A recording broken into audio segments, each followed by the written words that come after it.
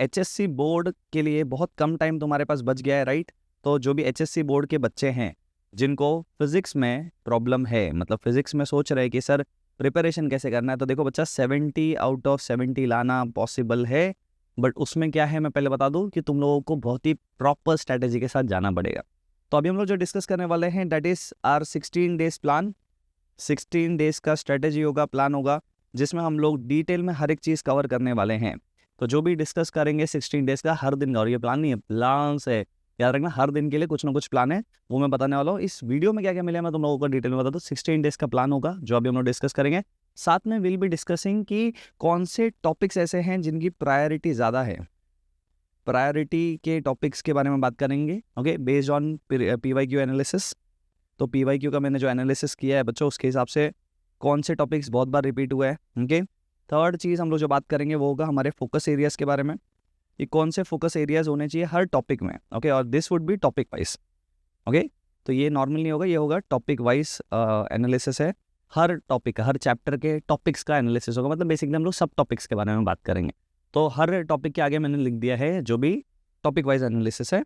And then हम लोग बात करेंगे बच्चा प्रायोरिटी के बारे में, है ना, प्रायोरिटी में, और जो प्रायोरिटी होगा उसको मैं थोड़ा सा और डिटेल में ब्रेक डाउन करूँगा, जिसमें मैं तुम लोगों को हाई प्रायोरिटी से, मतलब प्रायोरिटी रैंक 1, 2, 3 एंड 4 के हिसाब से दूंगा, सो डेट अगर आप लोग पूरा कवर करना चाहते हो कि 1 से 16 सब कवर करना चाहते हो तो वेरी गुड, बट क्या ऑर्डर होना चाहिए, ओके। तो ऑर्डर डिस्कस करेंगे हम लोग प्रायोरिटी के अंदर में, ठीक है।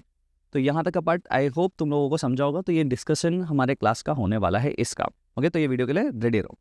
अब बात करते हैं हमें करना क्या है, ओके। तो एक एक करके स्टार्ट करते हैं। तो टॉपिक वाइज चालू करेंगे, हर एक चीज़ को देखते हैं। देखो करना है हमें सिंपल, 16 डेज तक 1 डे 1 चैप्टर। मैंने क्या बोला? 1 डे 1 चैप्टर, एक चैप्टर एक दिन। अब उसका मतलब क्या, हमें 16 डेज कैसे लगने वाले हैं? एक दिन में एक चैप्टर को कंप्लीट करना है। सर क्या चैप्टर नंबर 1 से चालू करें? देखो जरूरी नहीं है तुम लोगों को चैप्टर नंबर 1 से स्टार्ट करने हैं, मैं तुम लोगों को प्रायोरिटी ऑर्डर दूंगा, उससे स्टार्ट करोगे तो भी चलेगा, ओके। 1 day 1 chapter. देखो स्टार्ट करते समय पहले तो करना है प्रूफ फॉर रीडिंग। अब तुम लोगों ने ये NCERT वालों का सुना होगा, राइट, कि NCERT पढ़ो, NCERT पढ़ो। तो बच्चे मुझे पूछते हैं कि सर क्या हम लोगों को महाराष्ट्र बोर्ड में भी टेक्स्ट बुक पढ़ना पड़ेगा? यस, तुम लोग पढ़ोगे तो बेटर रहेगा, क्योंकि जब तुम लोग GTB का प्रूफ रीडिंग करते हो, प्रूफ रीडिंग का मतलब है बेसिकली तुम लोग क्या कर रहे हो, पूरा का पूरा लाइन वाइज सब चीज़ें पढ़ रहे हो। उसके टाइम पर तुम लोगों को करना क्या है, डेरिवेशंस करना है, डेरिवेशन प्रैक्टिस करना है। फिर GTB के जो क्वेश्चन है, ओके, GTB के जो क्वेश्चन है वो कंप्लीट करना है। What is sir GTB? GTB is बच्चा गवर्नमेंट टेक्स्ट बुक्स। देखो अगर तुम लोगों को फुल मार्क्स स्कोर करना है तो GTB को बिल्कुल मिस नहीं करना है। GTB के जितने क्वेश्चन है सब कंप्लीट करना है, भले एग्जैक्ट सेम क्वेश्चन आए, बट यस वही क्वेश्चन आने वाले हैं, ओके। तो GTB के न्यूमेरिकल्स एंड थियरी तुम लोगों को करना है। अब किस में से थियरी करे, किस में से न्यूमेरिकल करे सर, ऐसे तो बहुत सारे क्वेश्चन है, इसीलिए तो बोला ये वीडियो बहुत इंपॉर्टेंट है, एंड तक देखो हर एक चीज़ क्लियर हो जाएगा। तो GTB का प्रायोरिटी होगा बच्चा, तुम्हें करना है डेरिवेशन सबसे पहले, डेरिवेशन डन। डेरिवेशन के बाद में क्या करना है, डेरिवेशन के बाद में जाना है GTB के numericals and theoretical questions, okay. इसके बाद सर हम क्या करें? इसके बाद कुछ नहीं करना है बच्चा, ओके। इसके बाद बैठना है सबसे इंपॉर्टेंट चीज़ को लेके, डेट इज PYQs। PYQs में सर सारे क्वेश्चंस करें? नहीं, तुम लोग कोई भी पब्लिकेशन का बुक ले लो, जैसे टारगेट पब्लिकेशन है तुम्हारे पास में, है ना, एटसेट्रा, जो भी कोई भी एक पब्लिकेशन उठा लो। बस PYQ पे कोई कॉपीराइट नहीं होता बच्चा, तो कोई भी पब्लिकेशन बना सकता है, तो पेपर तो क्वेश्चन तो वही होने वाले, उससे कर सकते हो। या फिर क्या कर सकते हो, मेरा जो शॉर्ट्स का सीरीज़ है उस शॉर्ट सीरीज़ में मैंने हर एक टॉपिक का एनालिसिस बना के दिया है, प्रायोरिटी के बेसिस पे, स्टार के बेसिस पर। तो तुम लोग वहाँ से भी जो है इन टॉपिक्स का PYQs को कवर कर सकते हो। बेटर वही होगा कि ज़्यादा अपना दिमाग ना लगाओ तुम लोग और इसको कंप्लीट करो। तो मैंने पूरा फ्लो दे दिया है, इसको एक पेपर पे लिख लो, जैसे मैंने अभी इधर डिस्कस किया वैसे तुम लोग ले लो, या फिर इसका स्क्रीनशॉट ले लो तो भी चलेगा। हर दिन एक एक चैप्टर करना है, पहला होगा डेरिवेशन, दूसरा होगा GTB, देन उसके बाद में होंगे PYQs। GTB के टाइम में न्यूमेरिकल्स पहले करना है, फिर थ्योरेटिकल क्वेश्चंस देखना है। सर थियरी पहले कर ले तो भी चलेगा, बट न्यूमेरिकल करोगे तो तुम लोगों को एक आइडिया मिलता है कि क्या एप्लीकेशन करना।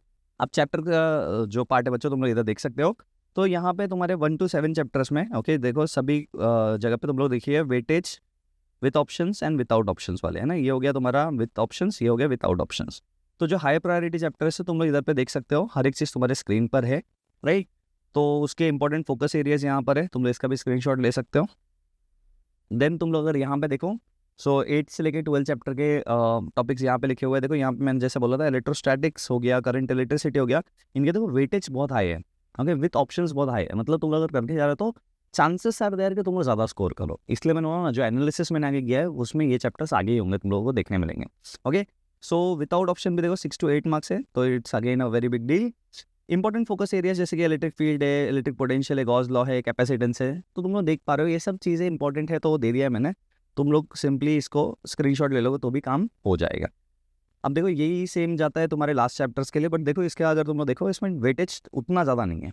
ओके, थ्योरेटिकल चैप्टर ज़्यादा है, उनके भी टॉपिक्स का नाम मैंने यहाँ पे दे दिया है, जो भी एमसीक्यूज कहाँ से आते हैं और टॉपिक्स कौन से इंपॉर्टेंट है वो देख लो। ओके, यहाँ पे तुम्हारा डिटेल एनालिसिस है बच्चा, कि इसका अगर तुम लोग ध्यान से देखो तो मोस्ट स्कोरिंग चैप्टर्स कौन से है नंबर वाइज, मोस्ट न्यूमेरिकल किस में से आए हैं, हेवी लिखा हुआ मतलब ज़्यादा न्यूमेरिकल्स वहाँ से देखने मिल रहे हैं, डेरिवेशंस कहाँ से आए हैं, एज वेल एज जो एमसीक्यू डोमिनेंट चैप्टर्स है वो कौन से हैं।